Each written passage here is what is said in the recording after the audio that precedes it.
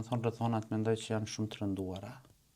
Mendoj që e kanë vendosur qytetarin në vështirësi madhore për shkak se me atë sa kemi po na për këto 6 vjet qeverisje, televizjes, vetëvendosje, gjithçka përpos progres nuk ka pasur në këtë vend. Domethënë nuk shoh, të paktën është edhe perceptim edhe më i gjerë që nuk mund të shohim progres në asnjë fushë të jetës.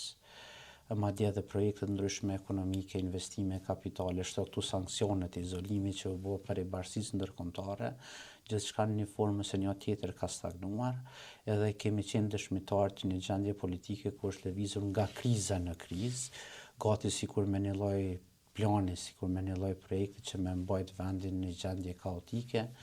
Nëse flas si psikolog, kjo mund të shërbej pushtetit për shkak se në gjendje krizash më lehtë menaxhohet qytetari, menaxhohet opinioni publik.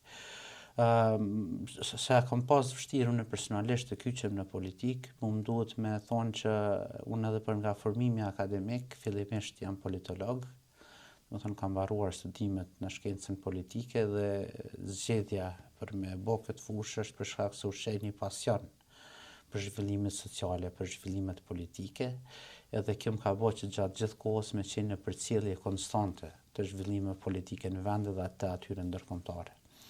Me Partinë Demokratike të Kosovës kemi qenë, domethënë, në kontakt dhe në format bashkëpunimit edhe më herët, edhe në projektet e mëhershme.